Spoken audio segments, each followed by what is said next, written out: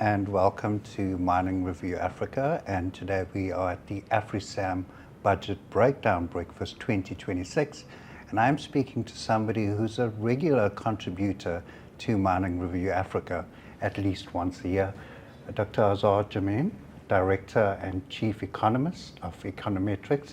Thank you for joining us today. It's such a pleasure to be with you, yes. Absolutely. Now, let's look at what's been happening in the geopolitical space over the last few days. And this has pushed a safe haven asset, gold, to even greater heights. And it's been increasing ever since COVID. Now, this should bode well for the South African mining industry. But if you look at the reality on the ground, we haven't really taken advantage of this boom in the gold price, in the price of PGMs, etc. What are the stumbling blocks, and how does South Africa reignite the mining sector so that it can take advantage of these high prices? I'm so glad you raised this question, because the extent to which these precious metals prices have appreciated in the last few months and the past year in the case of gold is extraordinary, and theoretically could unleash a tremendous mining boom in South Africa as the world's largest producer of platinum, one of the largest of producers of palladium, and even in the case of gold, it's still a relevant industry.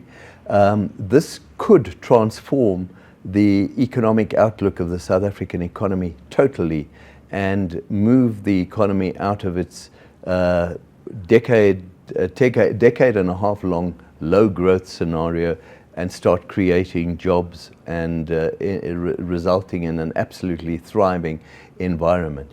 But we had a not entirely dissimilar situation in the first decade of the 21st century, when China was growing at a rapid rate and the demand for base metals was increasing sharply.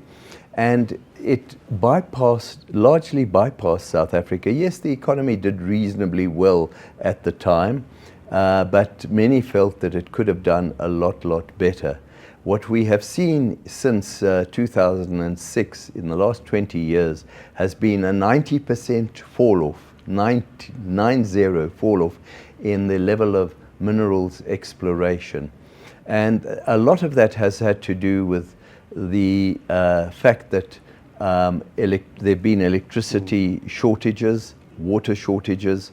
There's been a huge drive to improve safety on mines that has been a very costly exercise. Mining trade unions have been very demanding in terms of their wage negotiations.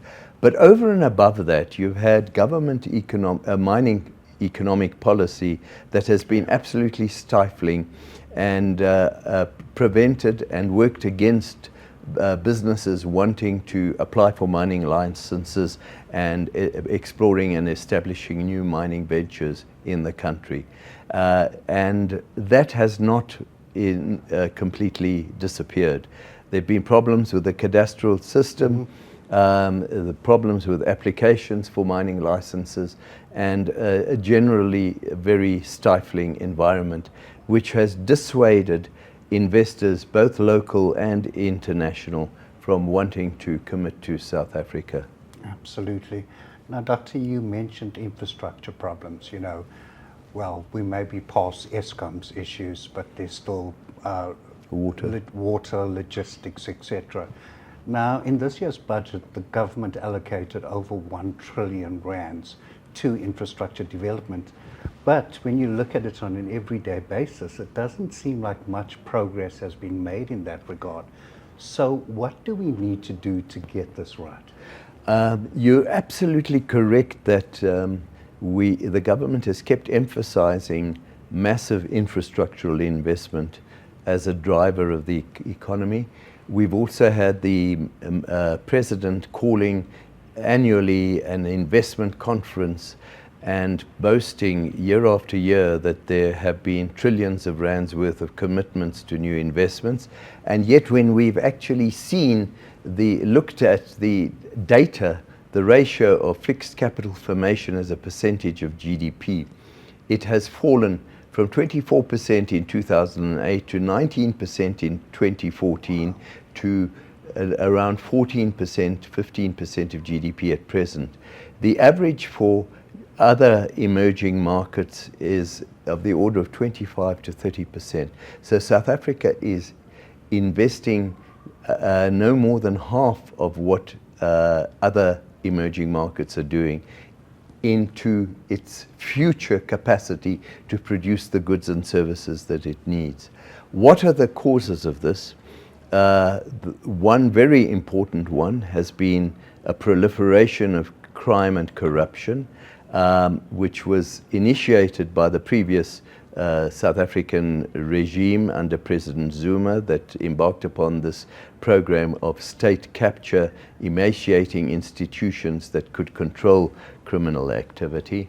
And that has linked to the proliferation of criminal syndicates that have actually physically often stopped infrastructural investment projects as they are actually taking place, and forced construction companies to withdraw their services. That's been a very big factor. The second one is the growing lack of skills, partly as a result of government regulations on empowerment. Many skilled South Africans have left the country's shores and gone to work in the Gulf region, and the country is very short of engineering and mathematical and scientific skills that make it more difficult, especially at local government level, to actually implement investment projects. And the third one is desperate over-regulation all the time. Businesses that have wanted to really thrive have been confronted by government bureaucracy all the time in doing so. And this has dissuaded many from even bothering to try and exploit the benefits. One can only hope that this time round it might be different, because at no stage in the last 2 decades has South Africa had a better opportunity than to grow itself out of its economic morass than today, with the surge in the prices of gold, platinum, palladium and the like. Absolutely. One final question, Doctor. 2026 local government elections, an important one. On a daily basis, we see communities protesting over service delivery. How do you think this year's elections are going to pan out?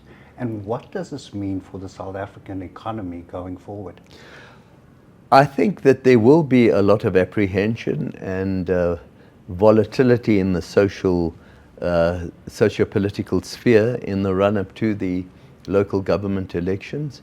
But there is such a build-up of resentment at the lack of service delivery from the existing governing entities that I think one could see some significant political changes, and one can be negatively predisposed towards those and say that they will usher in a period of even greater violence and unhappiness. But one can also see it, and I'm in that camp, as the potential for the re-emergence of institutions that impose the rule of law and order and actually start governing the country much more effectively in a more inclusive manner that actually sees South Africa getting out of its low growth trajectory and into a much more rapid growth trajectory.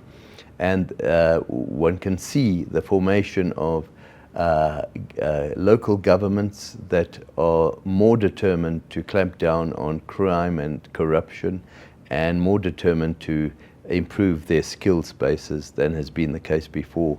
And so I would like to think that the local government elections could usher in a much more progressive and successful outlook for the South African economy. Well, Dr. Azar Jammine, Director and Chief Economist at Econometrix, always great to hear your insights, and thank you for joining us on Mining Review Africa today. It's been a pleasure. Thank you for the opportunity.